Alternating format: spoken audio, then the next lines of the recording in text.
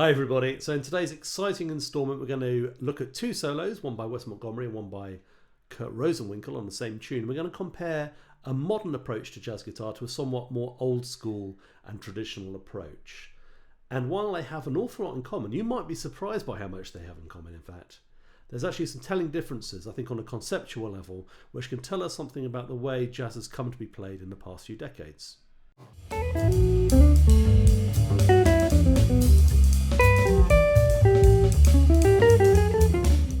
Hello, welcome to Just Start Scrapbook. So if you go to the link in the description, I've got PDFs for this video and also the transcriptions of the bits of the solo that I did in there. So go and check that out.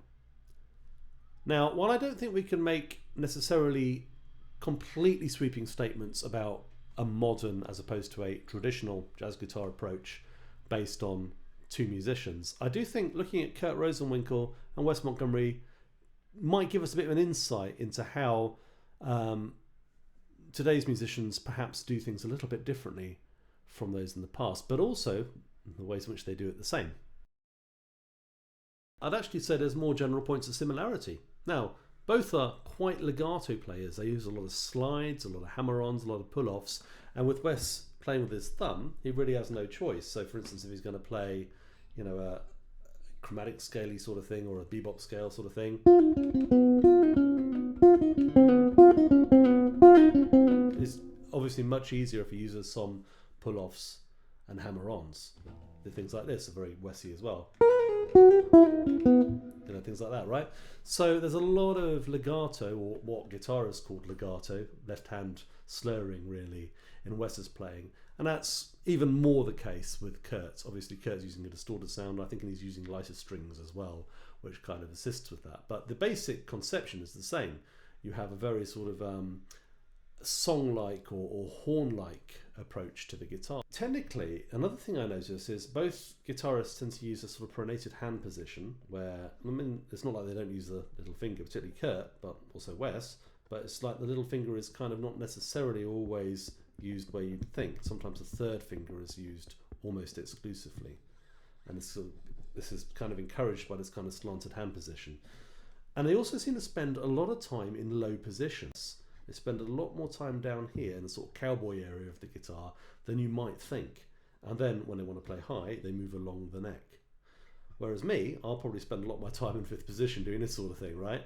So that's quite interesting in itself. I've been wondering if I should perhaps practice the lower positions more. And in fact, this relates to something that Mike Marino said, where he said, actually the guitar sounds more in tune and better down here. So Marino obviously feels the same way as well. It's a really interesting thing. Now, there's a lot of things that are really similar. I'll start drilling down into those in detail in a second. But I noticed that there's a lot of basic outlining of harmony going on in these solos. So there's lots of triads, seventh chords, simple things like that. For instance, you know, major seventh outlined using the major seventh arpeggio, you know, stuff like that. Very, very, very clear. I think we have a tendency to sort of think in very complicated terms of jazz guitar, but actually if you can play a triad convincingly, that's a really important part of your basic musicianship if you're going to play changes, and there's lots of that in there. Something that both guitarists do is a tendency to pick the note on the beat and slur the note on the upbeat. So for instance, that's 1 and 2, yeah? So I'm picking on 1 and 2 and then slurring onto 2, for instance. And with Kurt, what's quite interesting is he will often start on a new string on the upbeat, and I think that helps him with this sort of swing, because then we're always accenting the upbeats. I mean, you don't have to always accent the upbeats, but this is something taken from horn players. A lot of guitarists have adapted this to get better jazz phrasing on the guitar rather than picking every note. And even people like Pat Martino do this. You might not believe it, because it kind of sounds like Pat Martino picked every note. But actually he did do this as well, right? So I think that's a really important thing. I just want to give you this Kurt example. It's quite interesting. So he goes, yeah,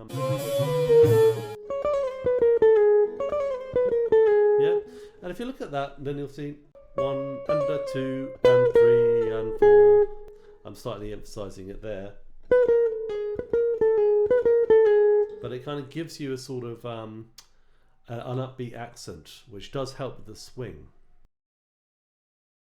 So now I'm going to talk about similarities in terms of the way they use language. First thing is what I think of as added note rule scales. So a lot of people call these bebop scales. And the idea of these is that you add a certain number of notes into what's usually a 7-note scale, and it makes the thing come out on the beat, right?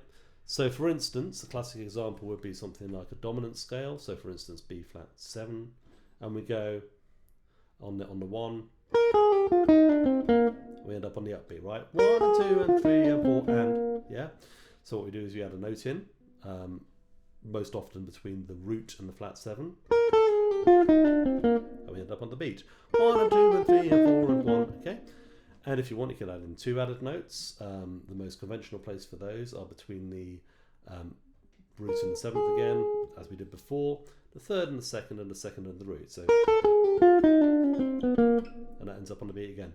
1 and 2 and 3 and 4 and 1 and 2, 3, 4. 1 and 2 and 3 and 4, 1 and 2. And I think we're going to do it Kurt's way. We'd end up playing these so each new string is on the upbeat. 1 and 2 and 3 and 4 and 1 and 2, like that maybe. So that's worth practicing. Now the exact position of these notes are going to vary depending on what kind of scale you're playing. I'll give you the West example first. It's just one added note, and it's not actually a complete scale. It's just running it from the 3rd down to the 7th. So these notes, D flat 7. Technically at that point it's playing on an A flat minor chord, but it definitely sounds like D flat 7. That's the scale there. That's the rest of the little pattern there. And this is obviously very close to our very simple so-called bebop scale or dominant added note example, where we've got the added note between the root and the flat 7. In this case it's between D flat and C flat.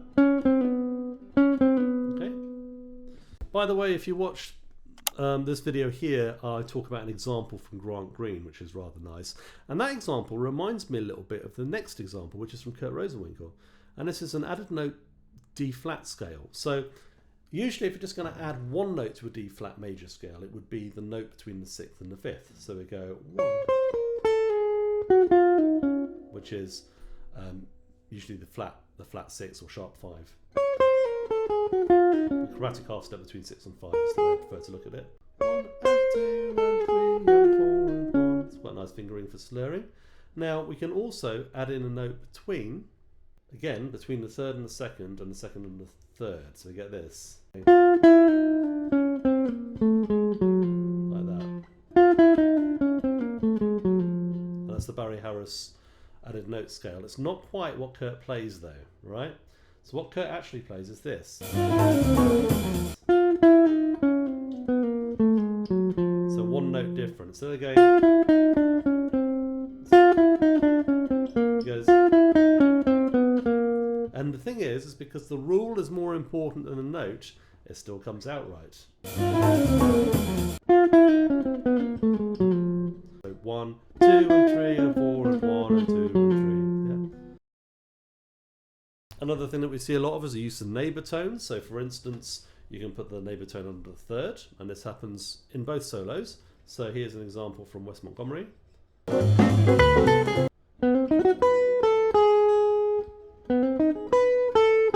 That's on the A flat 7. There's the triplet there. Now this, to me, up to my ears, this comes from Charlie Christian originally, but actually I think a lot of guitarists would instantly hear this and think of like Chuck Berry. That kind of thing, you know. Also get it in Freddie King and people like that. So it's I think this is originally derived from Charlie Christian's playing, maybe T-Bone Walker as well. In jazz it becomes that. So here's Kurt Rosenwinkel's version. It goes like this.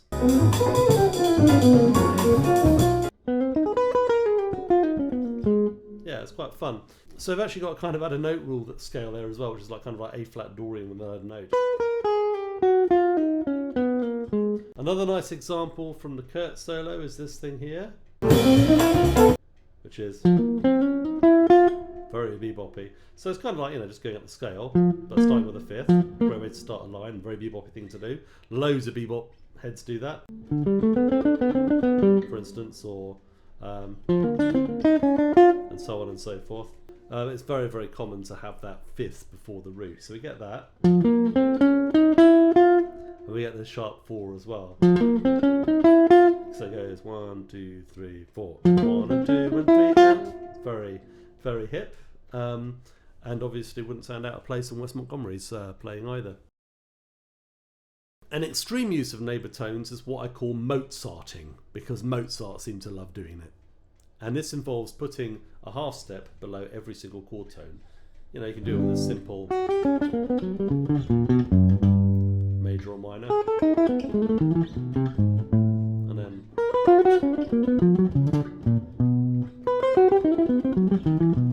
you know, that's a two-fingered thing as well, which is quite fun. You might associate this stuff with Django, but here's an example from Mozart.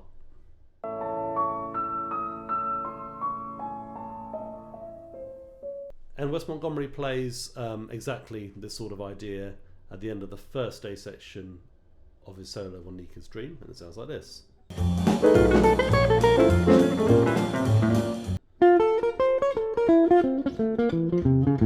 Now, he starts on the beat with this note, so it's on beat 3. 3 and 4 and 1 and 2 and 3 and 4 and 1 and 2 and 3 and 4. And if you notice that each of the chord tones is then on the beat. And 1 and 2 and 3 and 4 and 1 and 2 and 3 and 4. A very cool example by Kurt where he kind of inverts it. So here we're going to come in from a half step above each chord tone, but with the same rhythm on the and. So 1 and 2 and 3 and 4 and 1. And it's on an F chord, right? And this is actually used over the F7 flat 9, which is the minor key dominant of B flat minor. We're going back to B flat minor in that instant, right? And actually, if you could take B flat harmonic minor, you have F and G flat major in it, so you can link those together. And then you have this approach tone pattern: 1 and 2 and 3 and 4 and 1. And you can also slur it as well if you pick each of the notes above: 1 and 2 and 3 and 4 and 1. You can also do that with the Wes example. Although I think Wes actually picks every note with his thumb. Could just about do it. It's a work in progress, I'd say, that one. Okay, leaning into the whole tones on the minor chord, right? This is quite an interesting sound. Both Wes and Kurt actually like the whole tone scale, right? You can hear Wes play it, for instance, here on 4 on 6 from Smoking at the Half Note. And here's Kurt doing it on a monk tune.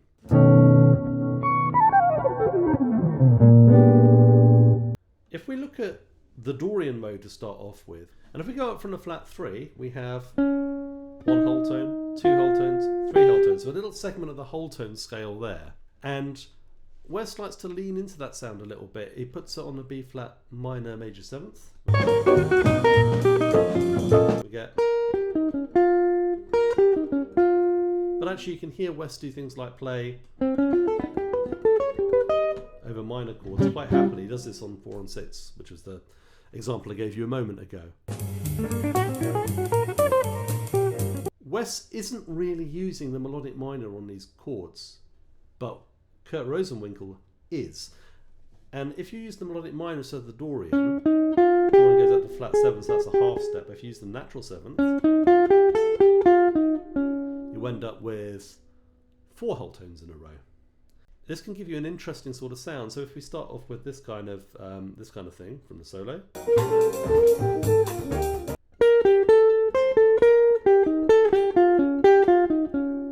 That's really cool, isn't it? So as a technique for soloing, you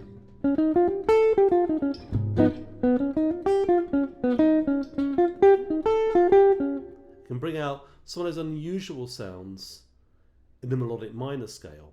I'm going to just give you an example of me doing that over a backing track so you can hear what that sounds like.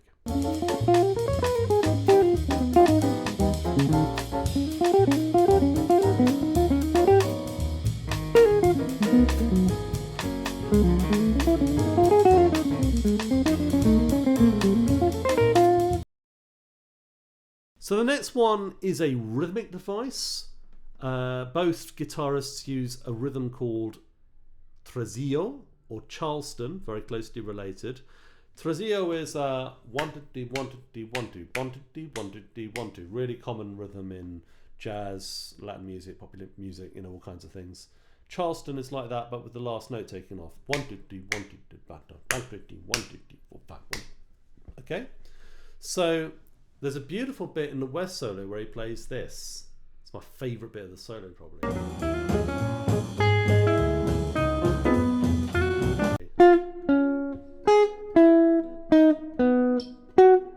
Part of what makes it so cool is the chords he plays it over. So this is over the E flat minor, and then the A flat 7. Lovely, sharp 5 there. Then he's sort of, I suppose he's thinking this one as a D flat 9, which isn't normally, but there you go. And then the 7, sharp 5, 3, B flat 7. So beautiful, it just like nails all the cool notes. And this was at the end of Kurt's whole tony thing on the minor that I talked about a moment ago. And he plays this.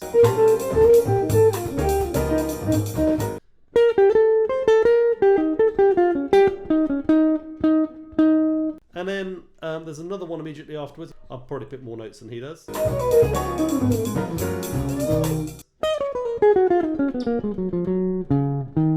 Yeah.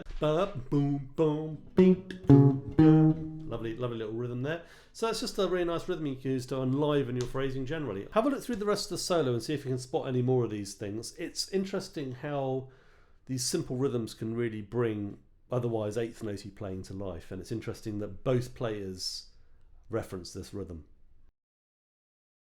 Lastly, I'd like to talk about some big points of difference, and a lot of these cluster around the whole subject of chord scale theory. So chord scale theory as we understand it today, the melodic minor modes, you know, void notes, all of that stuff, wasn't really formulated in the 1960s. It was starting to come together. There were different theorists, people like Lenny Tristano and George Russell, and if you go and look at Jerry Coker's 1964 book on jazz improvisation, he has the diatonic major modes there, but not the melodic minor modes. So it was coming together, but it hadn't yet sort of formed the overall coherent theory we think of now today until probably about the 1970s. Actually, my timeline's a little bit hazy about that, so if you know better, please post below.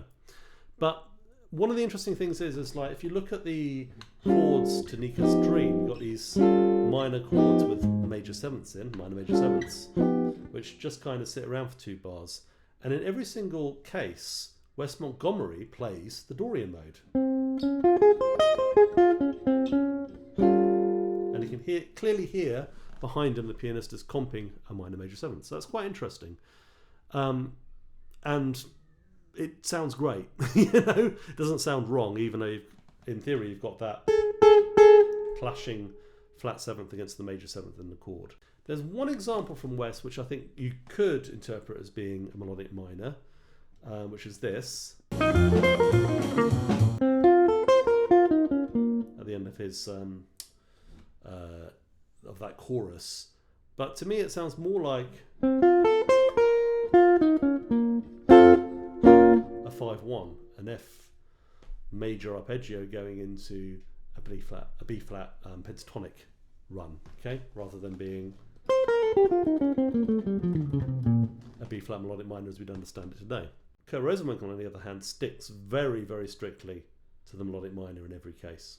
So everything downstream of that follows, such as the melodic minor modes. Kurt, for instance, uses the altered scale. There's a nice lick towards the end of his second A section, I think it is, where he plays this 1, 2, 3, 4. It literally is just the F altered scale over F, you know, flat 9 or whatever. But he phrases it nicely by using the slur on the upbeat. 1, 2, 3, 4. Slurring onto the upbeat in the last 2 notes. But because the other 2 notes are on the upbeats, it sounds really good. 1, 2, 3, 4.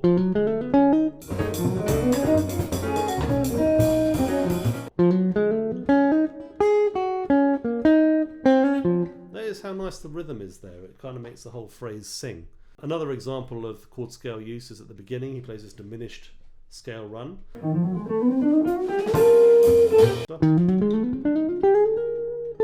Yeah. So you're starting it from the flat 7, the F7 chord, which is always a good idea. Actually, I had several ideas that did that in the Alan Holdsworth solo I looked at relatively recently. So you might want to go and have a look at that. It's a solo on Nuage.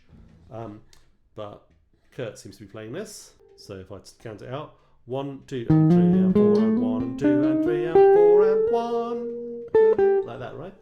If I do it a bit faster, yeah, it's a good little run.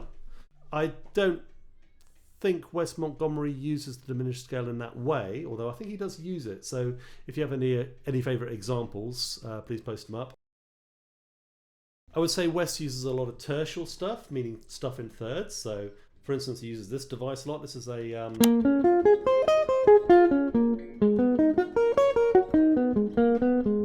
it's kind of a minor 11th arpeggio using a stack of thirds through the Dorian mode. I was using that a lot at this point, sort of 1965-ish. I don't hear Kurt use that. Kurt seems to be more, more stepwise. He's playing a lot of that kind of stuff. And when he is sort of exploring the upper extensions, he's using, again, this kind of maybe more intervallic, scalic approach. That kind of thing he likes a lot. Sometimes pentatonics. And I think this is really coming again from chord scale theory. You're thinking about the chord and the scale being the same thing. So that's the kind of approach which I don't really hear in Wes's generation of players so much.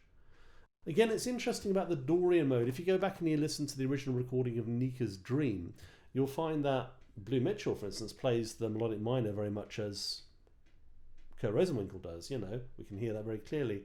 But then Junior Cook, I think it is, on the saxophone plays, doesn't really play the melodic minor at all. And of course we have Wes using the Dorian and, the blues.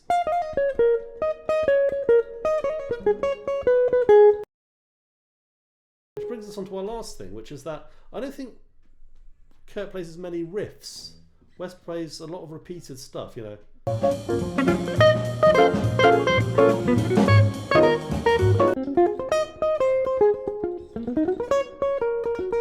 And also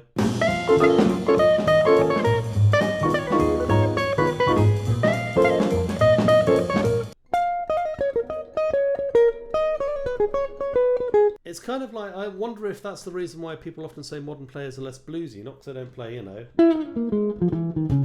that kind of stuff, but because they don't use riffs quite as much. That said, there is a bit at the end of Kurt's solo which is quite riffy, and that's this thing. It's kind of like a montuno, so a riff that shifts through the harmony.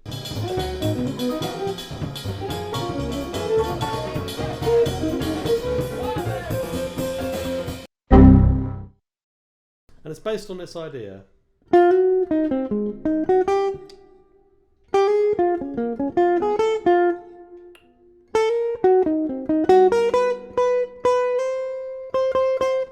But that is basically, that's like A flat 7 over the 2/5 there, going to a cheeky little major 7th over the A flat 7. I like it when they do that sort of thing. And then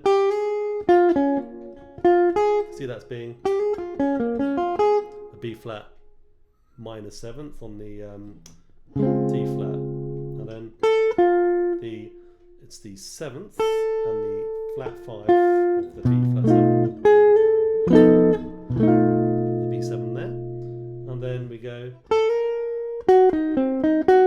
which is C minor 7 flat 5 arpeggio. I think of it as A flat 9 because Barry Harris. B over F7 being like a flat 5. There you go. Anyway, that's all I've got time for today. There's obviously many more secrets to be found in both these solos, but hopefully that gives you an insight into the ways in which the modern and traditional approach might differ, and things you can use to inform your own improvisation.